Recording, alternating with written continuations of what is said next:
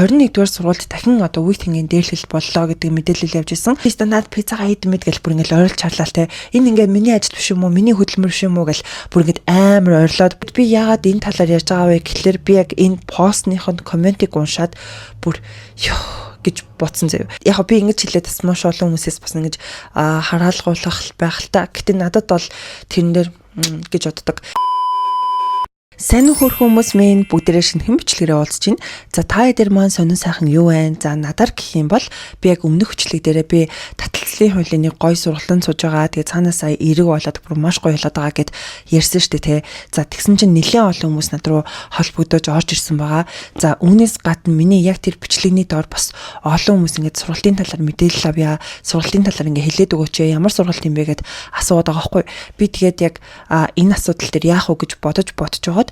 Яг энэ бичлэгийнхаа төгсгөлд би жоохон дэлгэрэнгүй байдлаар тэр сургалтынхаа талаарх мэдээллийг та нартай хүргэе гэж бодлоо. Яг сарын төлбөр хийдэдийн дотроо яг хэдэн бүлэг ямар хичээлтэй гэх мэтчлэн мэдээллүүдийг та нартай хуваалцъя. Тэгэхгүй болохоор яг ингээд YouTube-ийн доор орж ирсэн хүмүүст одоо юу гэх юм тэр хүмүүстэйг яг яаж ингэж холбогдохоо би мэдэхгүй байхгүй юу. Ямар тэр хүмүүсийнхаа доор би ингээд таны Facebook юу вэ, Instagram юу вэ гэж одоо бичлэлтэй энэ биш те. Тэгэд над руу ингээд нүний чатаар орж ирээгүй учраас яг чатаар орж ирсэн хүмүүстэй бол би ингээд яг ийм одоо сургалтын юм аа, ийм төлбөртэй юм аа гэдэг ингээд мэдээлүүд бол явуулсан. Тэгтэл яг тийм комент бичиж байгаа хүмүүстэй яг яаж энэ мэдээллийг хүргэх вэ гэж бодож жоод за ер нь л бичлэгнийхаа төгсгөлд бас дахиад ярих зүв юм аа гэд бодсон байгаа шүү. Тэгэхээр таад маань яг ийм таталцлын хууль, secret-ийг сонирхдаг бол за эсвэл одоо яг ийм энергийн хуульч гэдэг юм одоо тий иймэрхүү зүйлийг сонирхдаг бол за мөн одоо өөрийнхөө хүсэл мөрөөдөл яаж хэрхэн манифест хийх вэ, хэрхэн биелүүлэх вэ гэдэг талаар мэдээлэл авъя гэж бодож байгаа бол бас яг энэ бичлэгнийхаа төгсгөлийн хэсгийг үзээрэй. Хэрвээ зөвхөн одоо үеийнхээ сонин сайхан ховж үе сонсё гэж бодож байгаа хүмүүсийн хам бол арай эрт гарч болно шүү гэдэг анхааруулгыг хүргээд хэдүүлээ бичлэгээ эхэлцгээе. За одоо хэдүүл яг үндсэн бичлэг рүүгээ орцгоё. Хамгийн ихэнд яригдах сэдэв маань яг засгийн газартай холбоотой мэдээлэл байгаа. За энэ болохоор учрлын засгийн газрын сайд нар гэдэг гарчигтай мэдээлэл байна. За энэ болохоор 2026 оны 4 сарын 3-нд орсон байхгүй. За дөнгөж сайхан учрал бол ерөнхийдөө толсон. Тэгээд өөрийнхөө засгийн газрыг бас бүрдүүлсэн байгаа. Тэгэд одоо яг хин ямар сайдын албан тушаалд очсон бэ гэдэг мэдээллийг би та нартай хамгийн түрүүнд ярьж өгье гэж бодлоо. За үүнд болохоор учрлын шинээр бүрдэх засгийн газарт дараах хүмүүст нэр төвшүүлээд байна гэдэг одоо энэ яг ньюс сегмент орсон мэдээлэл байгаа байхгүй. За энэ дотор нь тэргүүн шадар сайд бөгөөд эдийн засаг хөгжлийн сайдаар Инх Баяр, шадар сайдаар Номтой Баяр, шадар сайдаар Дорж ханд, засгийн газрын хэрэг эрхлэх газрын дарга Инх Баяр, сангийн сайд Бэн Сайхан, боловсролын сайд Инх Амгалан, гэр бүл хөдөлмөр нийгмийн хамгааллын сайд Аав Бакир, эрчим хүчний сайдаар Найдлаа, хууль зүйн дотоод хэргийн сайд Амар Сайхан, гадаад харилцааны сайд Бат Цэцэг, эрүүл мэндийн сайд Бат Шугар, үйлдвэр Эрдэнэс баялагын сайд Дамдан Ням, хүнс хөдөө аж ахуйн хөнгөн үйлдвэрийн сайдад Идэрбат, цахим хөгжил инновац харилцаа холбооны сайдад Номин, соёл спорт аял жуулчлал залуучуудын сайдаар Алдарч Хавлан, зам тээврийн хөгжлийн сайд Дэлгэр Сайхан, байгаль орчин уур амьсгалын өөрчлөлтийн сайдаар Сандаг Очор, батлан хамгааллын сайдаар Батлууд гэдэг хүмүүс одоо тус ингэж томилогдсон юм байна. За тэгээд үүнтэй холбоотой нэлээд яригдах зүйлүүд гарч ирсэн. Яагаад гэвэл хүмүүстэй яг тэрийг одоо энэ сайд дээр тавиад хатад энийг энэ сайд дээр тавиад хатад гэдэг одоо ярианууд маш их гарч байгаа хгүй. За үүний тод жишээ нь бол миний харснаар Бачуурын болов гэж харсан. Яагаад гэвэл ингээл ерөн сайтууд дээр, пэйжүүд дээр те ингээд эрүүл мэндийн яамны сайдаар яагаад Бачуур гэж гэдэг байдлаар хүмүүс ингээд нэлээд хандж байгаа гэдэг нь бол харагдчихсэн л да.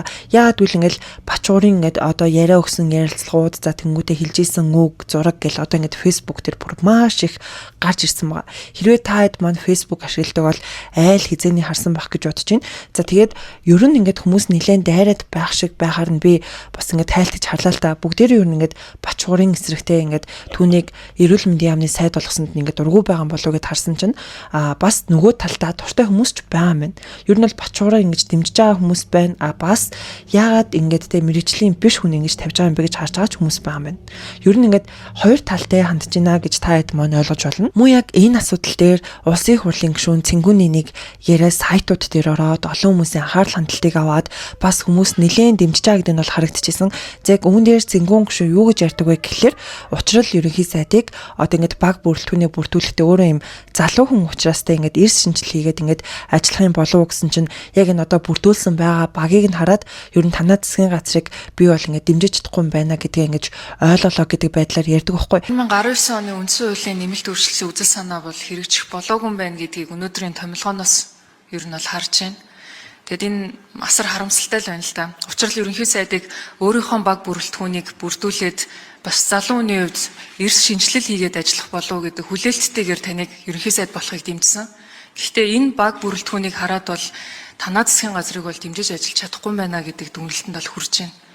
Тэгэд яагаад вэ гэхээр гайхал байна. Ер нь бол Б2 одоо сайдаас л асуумаар байна л да. Таны эхлүүлсэн байсан тэр олон хулгайн ажлуудыг чинь одоо энэ амар сайхан сайд одоо болох гээд сууж байна. Энэ хүн өргөжлүүлж явах болов? Та энэ дээр юу гэж бодож байна?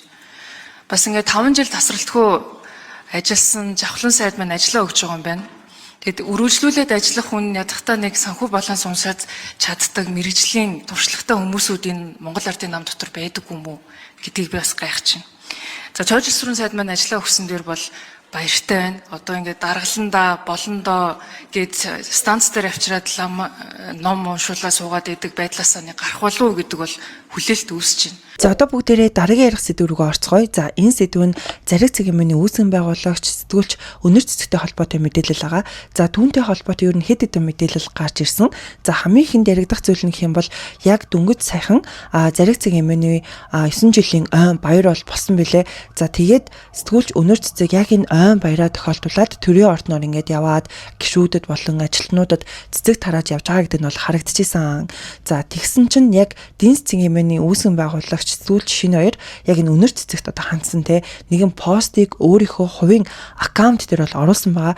За энэ нь болохоор 4 сарын 3-ны өдөр яг энэ шинэ хоёр сэтгүүлчийн яг энэ хувийн аккаунт дээр орсон пост байгаа хгүй. За тэгээд энэ постоо бүр 4 сарын 3-ны одоо өглөөний 4 цаг 41 минутанд оруулсан байгаа хгүй. За энэ постондоо зариг бол мэрэгжлийн редакц биш. Үүсгэн байгуулагч нь амьд трол бүхэлдээ тууруу тусгар Монголын эсрэг зэвсэг олон бусармаг үйлдэлүүдийн хоёрыг нь энд бичээ гэтэнгүүтээ. За нэгдүгээрт Номтой Баярыг Батхүү агсны хөлд буруутгаж мэдээлж махын зулгаасан. Өнөр цэцэг гавчиг бичгтээ санаатаагаар Батхүү агсны уулзсан сүүлийн хүн бол Номтой Баяр гэж бичсэн. Хүнийг аллаат гүтгэж мэдээлчгээд дараа нь цэцэг өгч болдоггүй юм. Улсын ерөнхий прокуророос Номтой Баярыг хүний хөлд холбоотой хэрэгээр шалгаагүй гэдэг мэдээллийг би асууж манайх ганцаараа мэдээлж залруулж байлаа. Өнөр цэцэг бол мэрэгжлийн биш, мэрэгсэн трол босныхоо нэг баталгаа нь энэ. За хоёрдугаарт уучлал гуйгаад төрийн ордноор гишүүдэд цэцэг тараан инээд алтан явах өнөр цэцэг нэг цэцгээ маршрутыг нь минут тутамд мэдээлсээр байгаад алуулсан 12 настай охины ээжэд өгөхгүй яасан юм. Мэрэгжлийн редакц, мэрэгжлийн сэтгүүлч биш гэдгээ тодоос тод харуулсан үйл явдал байсан юм. 3-дугаарт ардын хүүхдүүд тэвэр дүүрэн бүхэл ширхэг цэцэг ордон руу оруулж болдоггүй санагдах. Одон авсан нэгэндээ ордны гадна цэцэг өгцгөөдөг санагдах. Төрийн ордон нь хүртэл ийм эмх замраагүй болчихсон юм уу? Ямар учиртай цэцэг тараагаад байгаа юм?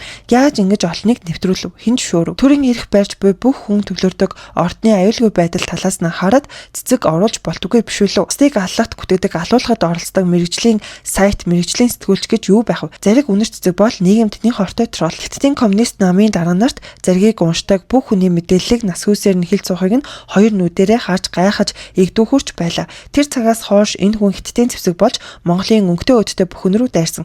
Зариг бол мэрэгжлийн редакц биш. Өнөр цэцэг бол Монголын үндэстэй бүхэн рүү дайрдаг мэрэгсэн амьд трол мөн. Өөр хинч юуч биш. Тол хуурмаг бүхний тодоос тод жишээ. Өнөр цэцгэл мэдээлж дайрч харлуулж сэвж байвал арт нь Хятадын эрх ашиг давхар байж байдаг юм да. Болгоомжил. Эцэст нь инээсэн бүхэн нөхөр биш байдгийг санацгаа. Уурсан бүхэн дайсан биш гэдгийг ухаар гэдэг ийм постыг оруулсан байсан. Тэгээд ер нь л одоо энэ сэтгүүлч шинэ хоёр, сэтгүүлч өнөр цэцэг хоёр бол одоо үгүй те би нэг одоо дайрдаг гэх юм уу юу гэх юм те ер нь юм нэг тал биш гэдэг нь харагддаг штэ.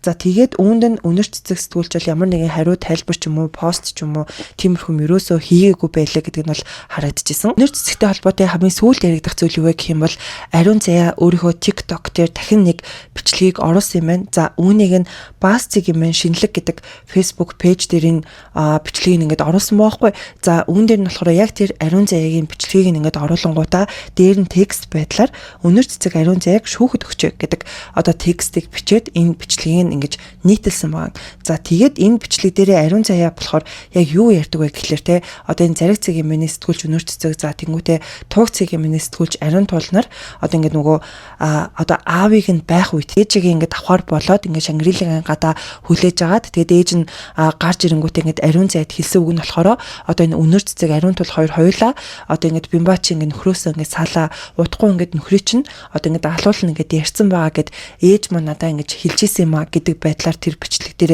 ярьдаг байхгүй юу? Манай аавын өхөлтэй холбоотой гэж би өнөр цэцгийг гүтгээд нэр төрд нь халтаад байгаа гинэ. 2024 оны 2 сард манай ээж юуны Blue Sky-ийн доотлын Wall Street гэдэг газар найзуудтай хаалт сууж байгаа.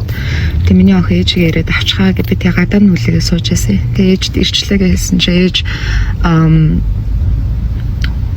тэгээ түр байж байгаараа гэ намайг айгуу удаа хүлээлгэсэн байхгүй. Тэгээ яас ингэж гисэн чинь өнөр цэцэг ариун туул гэдэг туг эмэний сэтгүүлч энэ хоёр ингэж бат хоёрыг хүнд алуулах гад захиалцсан байгаа. Тэгээд бямбач бараг эртгэл шиг наад хүнээсээ салсан дээрээ биш үү гэд сов согтуу ээж дээрээ тийм ярьжсэн байхгүй юу. Тэгээ ээж гарч ишээ өнрөө сая инглиш надаа гэд ярьжсэн.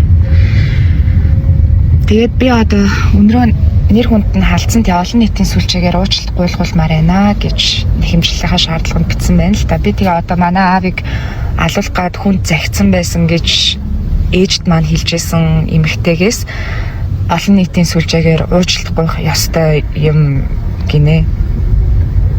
Энэ бичлэг дээр нь бас л яг сэтгүүлч өнөр цэцэг ямар нэгэн тайлбар ч юм уу ямар нэгэн одоо зүйл оруулсан юм байхгүй. Тэгээд иймэрхүү зүйлүүд ингээд сошиал дээр яригадаад ол явж гин. Тэгээд үүн дээр таад манаас юу ч бодож байгаа вэ гэдгийг манайхан комент хэсэгт бичээрэй. Дараагийн яригдах сэдэв маань үеийнгийн дээрлэхэлтийн талаар байгаа. За 21-р сургуульд дахин одоо үеийнгийн дээрлэл боллоо гэдэг мэдээлэл явж исэн. За хэдүүл яг энэ мэдээлэл рүү орохоос өмнө яг нөгөө Шангрилагийн те нөгөө аимшигт тэр хэрэг яг юу болоод байгаа вэ гэдэг талаар товчхон гэтээ яг яриач гинж энд яг нэг яриад байгаа юм байхгүй. Яагаад гэвэл яг тус хэрэг юу болсон, одоо яг ямар одоо үе шаттай, яг ямар одоо үйл явц болж байгаа вэ гэдэг талаар ерөөсөө мэдээлэл байхгүй байгаа. Одоо цагдаагийн газраас ч тэр ерөөсөө мэдээлэл хийсэн байхгүй, сайтууд дээр ч тэр те одоо энэ телевиз болон сайтуудад ч гэсэндээ яг тэр хэргийн талаар яг юу болж байгаа вэ гэдэг талаар хинч дуурхаа болоод яг иймэрхүү байдал ингээд үргэлжлээд байгаа. Харин сошиал дээр ганц хоёр хүмүүстэй яг тэр хэрэг юу болсон бэ? Та нар одоо мартцсан уу гэх мэтчлэн одоо энэ пост юмнууд бол ингээд яваад байгаа байхгүй. Гэхдээ хэрхэн шийдэгдсэн, ер нь яасан гэсэн гэдэг нь бүгдээрээ одоо ингээд яг тодорхойгүй те иймэрхүү байдалд орцсон байгаа. Тэгэд яг энэ асуудал дээр нэлээд дуурч исэн нэг Daily Mind гэдэг Instagram хаягтай нэг залуугээд би ярьжсэн шүү дээ те. За тэрээр яг сүүл бас нэг стори оруулсан. За үүн дээр юу гэсэн бэ гэхэлэр би одоо иймэрхүү юм дээр дахиж дуурахгүй. Цагдаанч чаддаггүй мэн. Гэхдээ бити хүн дээрлэхээрээ. Дээрлэхүүлвэл төвчж агаад Монголоос яваарэ. Хинч чамд тусалж чадахгүй харуулчлаа штэ те.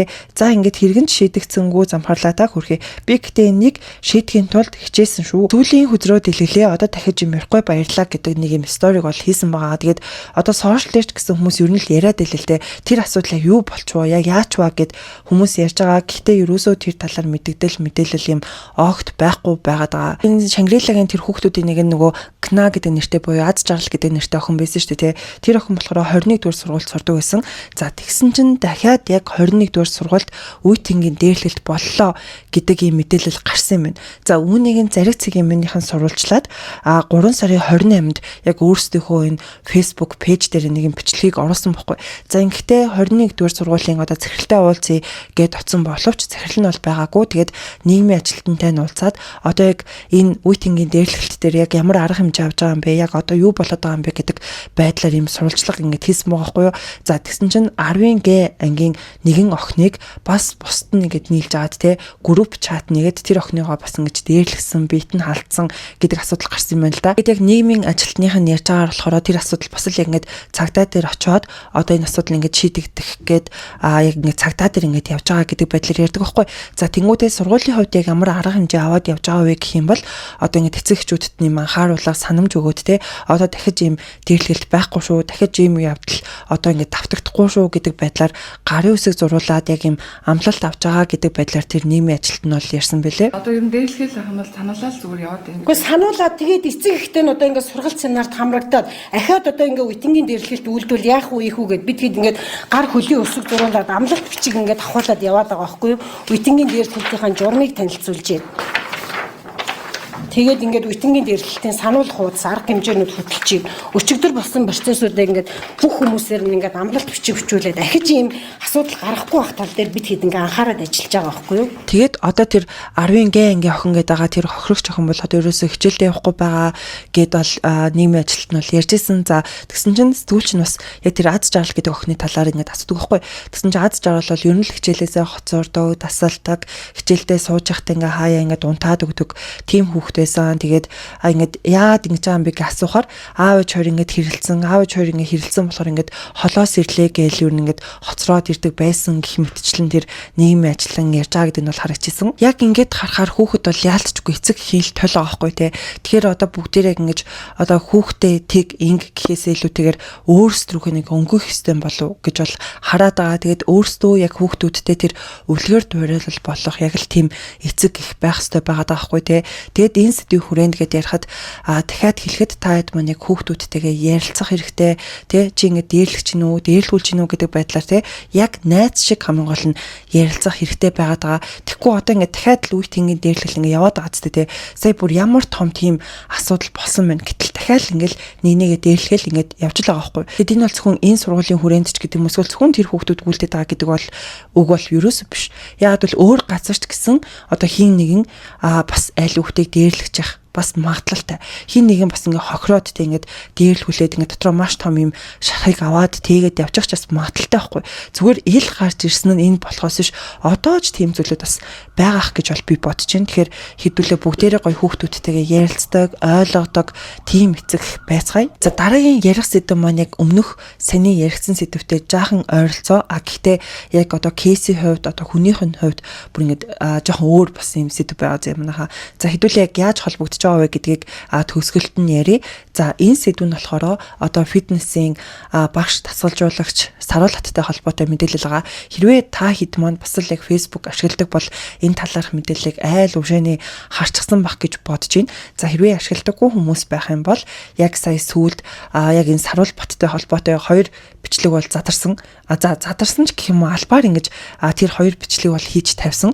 За энэ хоёр бичлэгнийх нь утга агуулга бол хоёулаа яг нэг утга агуулгатай.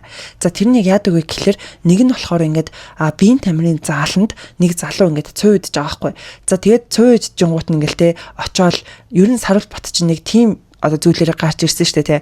Чи одоо ингээд жингээ хас чи юм бүдүүн байна гэл нэг юм ойрлож байгаа бичлэг хийдэг гэдгээр бол нэлээд олон танигдаж гарч ирсэн шүү дээ. Яг тийм одоо бичлэгнүүд нь байгаа байхгүй. За тэр биеийн тамирын зааланд ингээд цуй идчихсэн залууг бол тий ингээд цуй ингэ аваад бүр ингээд өөрлөө ингээд цацаад байж байгаа нэг тийм бичлэг задарсан. Яг бэлтгэл хийсэн гэсэн. Ийм хаад их юм бол яаж ингэ хасах биш юм бэ? Чи бод бай идэгээ. Нөгөө бичлэг нь болохоор нэг юм 10 жилийн ч юм уу эсвэл нэг оюутан хүүхэд байгаа байхгүй.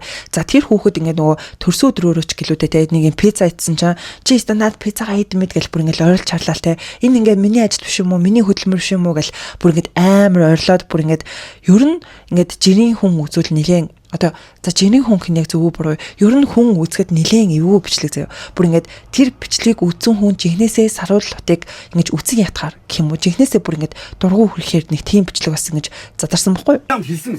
Хөөе 130-аас 90 кг яаж хаслаа? Миний хөдөлмөр биш юм уу? Чи заа. Хөөе. Өшөө болтой өшөө чи алан байгуулагч чи яа биш юм уу? Бандны заа.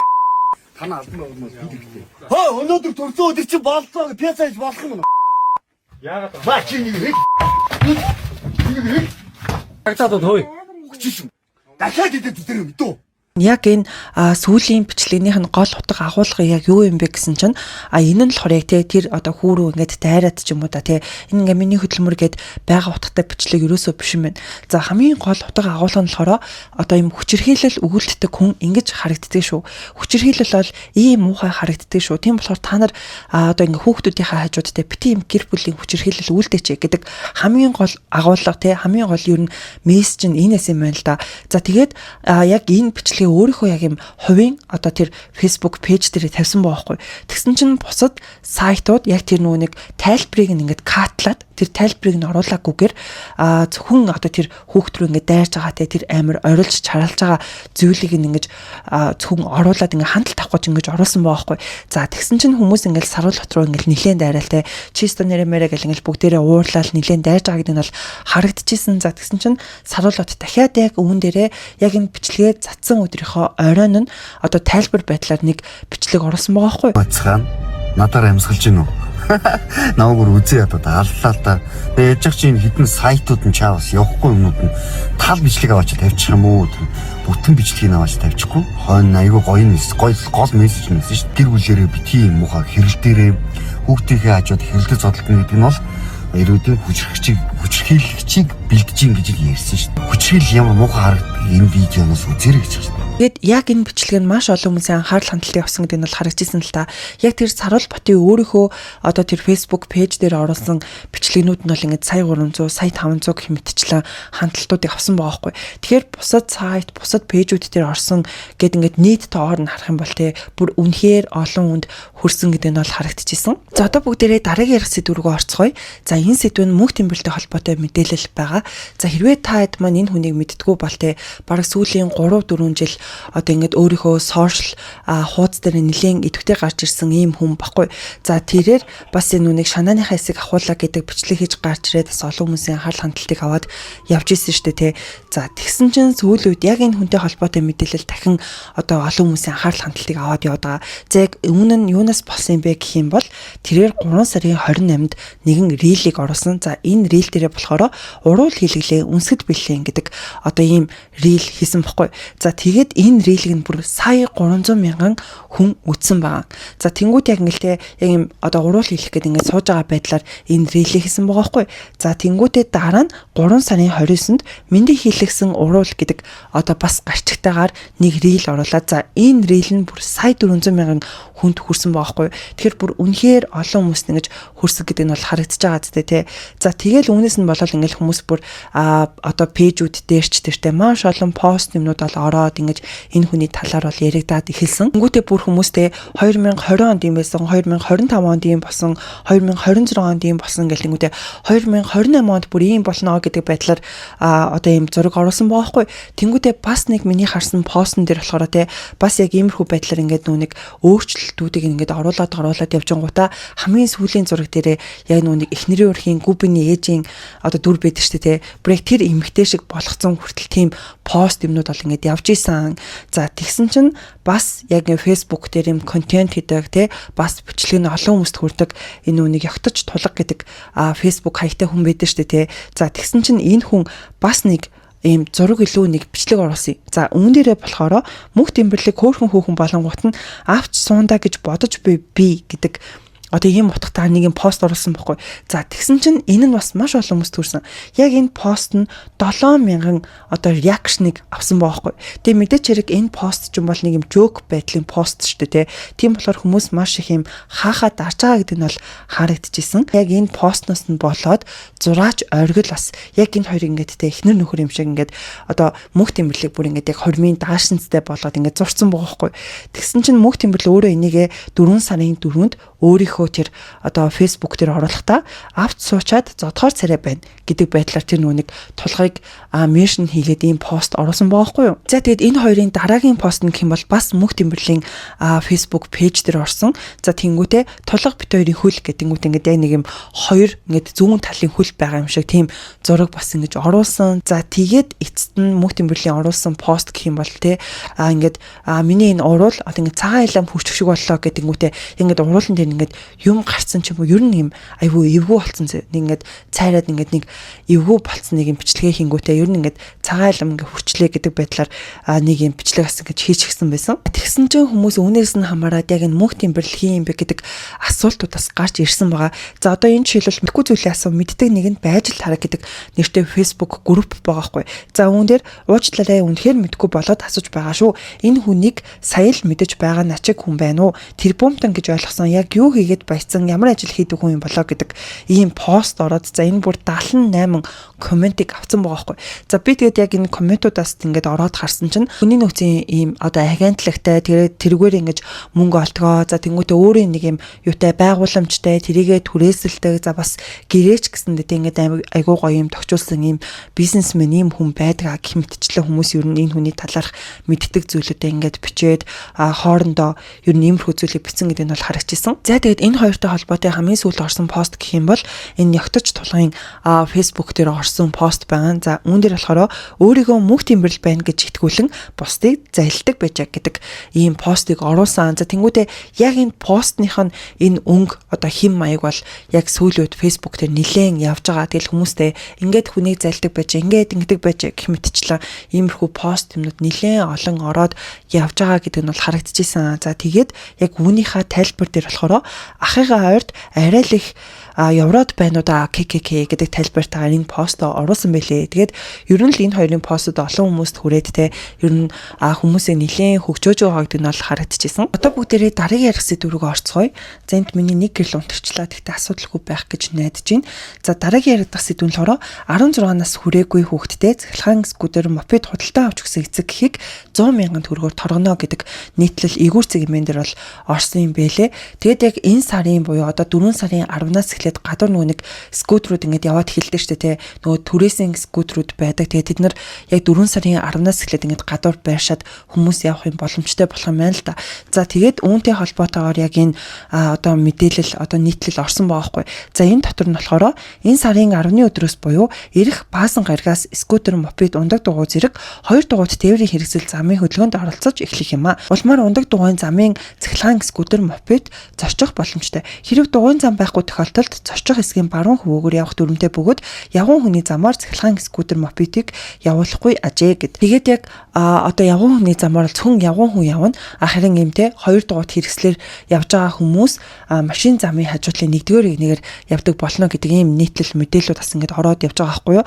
За тэгээд энэ дотроо бас хүнчлэн түрээсийн скутер мопед ашиглах үйлчлэгийг 16-наас хүрээгүй хүүхдүүд үзүүлэхгүй байх зохицуулалт хийгдсэн байна. Үйлчлүүлэгчдийн мэдээллийг ийм Монголын нэгдсэн системтэй холбоох бөгөөд насны хязгаарлалтыг системээс хянахаж хэрвээ 16-наас хүрээгүй хүүхэд скутер мопед жолоодсон тохиолдолд төр саатуулах буюу журмлах хууль ёсны асран хамгаалагчийг 401 буюу 400,000 төгрөгөөр торгох юм.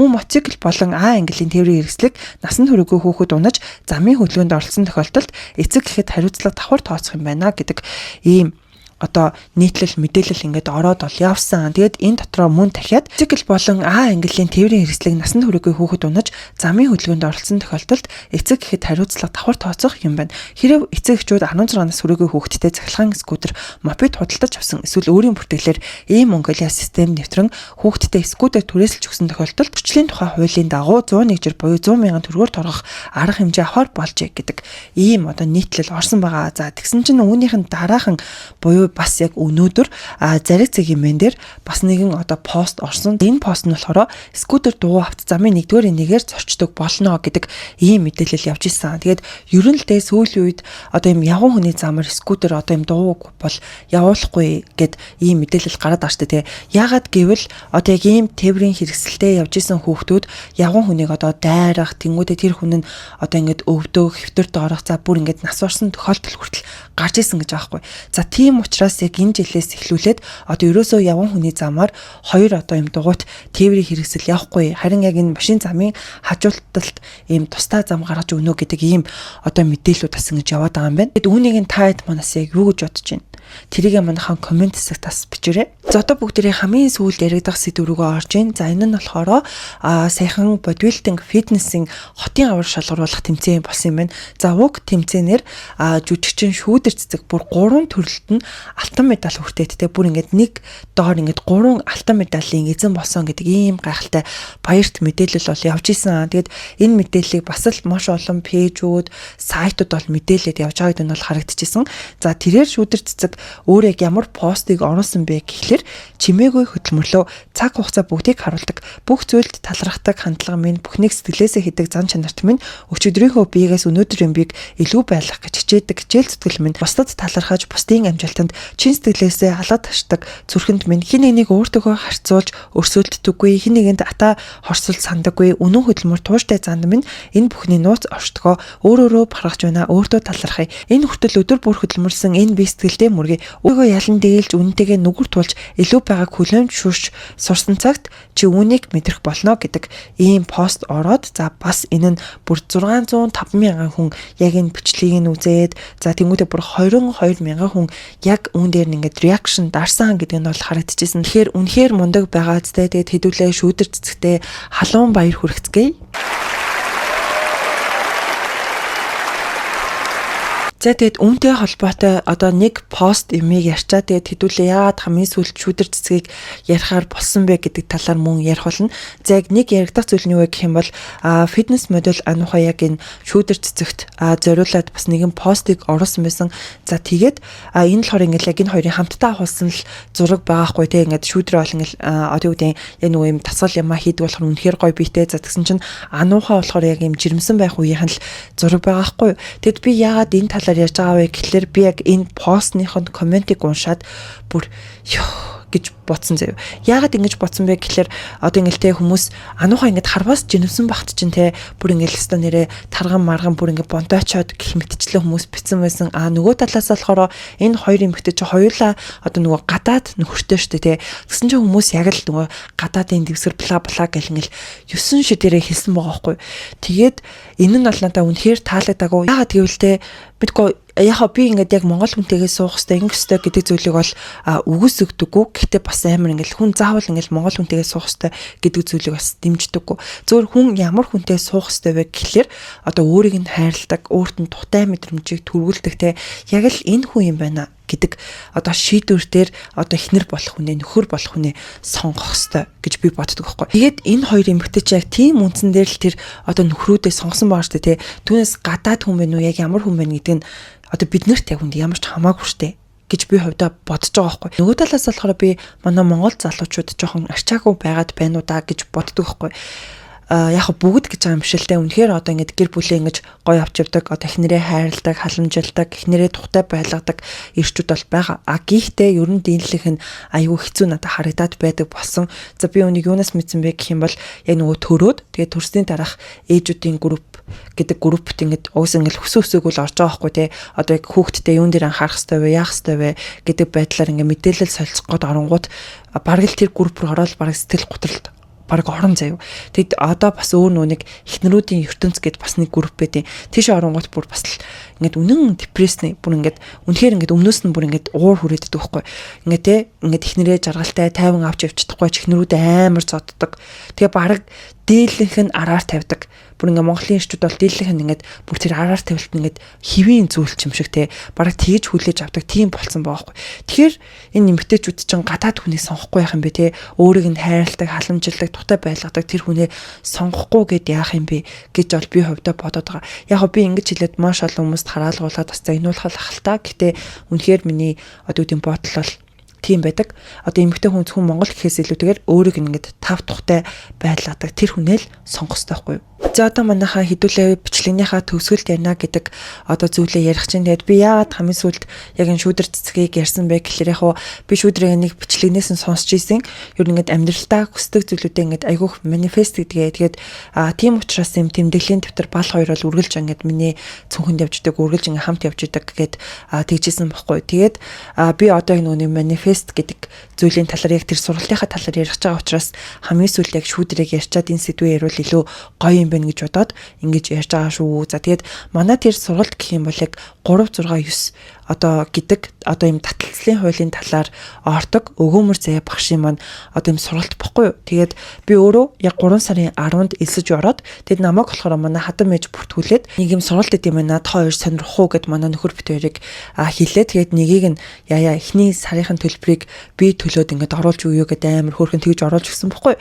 Тэгээд угаасаа би оюутан бахтаа яг тэр секретийг амар уншдаг, амьдралдаа нэлээд хэрэгжүүлдэг байжгаад Тэгээд яг өгөөмөр заяа багшийн яг энэ таталцлын хуулийн сургалтыг ингээд суугаад эхэлсэн чинь яг нөгөө өмнө мэддэг байсан юмнуудаа дахиж баттгаад за тэнгуүтээ бас мэддгүү байсан маш олон одоо арга хэрэгслийг гэх юм уу та тий мэдэж аваад за зарим нэг мэддгүү байсан зүйлүүдээ шинээр одоо мэдэж аваад гэх юм уу та тий тэгэл их амьдралдаа гой зүйлийг дуудаад тэгээд яг тэр хичээлүүдийг сонсоод эхэлсэн чинь өөрөө ирэхгүй бүр айгүй эрэг болоод бүр амар гой болоод эхэлсэн бохгүй. Тийм болохоор би та нартаа санал болгоод байгаа. Тэгээд сарын төлбөр гэх юм бол $39 гэдэг манайхаа. Тэгэд нэг сар ингээд $39 төлж ороод тэгээд за би ингээд нэг сартаа ингээд ер нь те ийм ерөнхий ойлголтоо мэдчихлээ гэд гарч болно. Эсвэл цаашаа ингээд үргэлжлүүлээд сунгаад яваад иж болдог. Тэгээд хамгийн эхлээд бүртгүүлээд оронгууд эхний 3 бүлэг нь 3 бүлгийнх нь хичээлүүд нээлттэй байт юм лээ.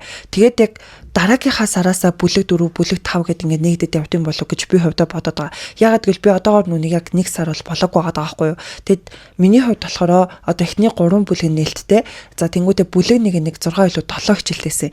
За бүлэг 2 нь бүр 8 9 хичээлтэйсэн санаж байна. За бүлэг 3 нь бас яг 8 9 хичээлтэй зэ. Бүр тийм олон хичээлтэй.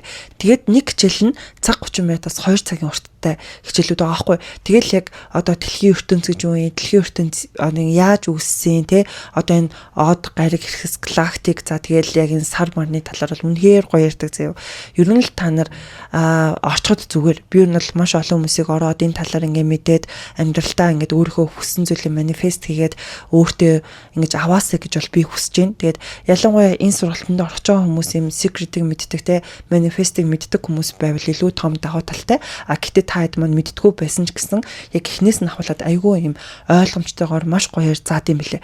Тэгээд тэр бичлэгээ мэдээч хэрэг ингээд ухраагаад наашин чаашин болгоод янз бүрээр үзэж болно.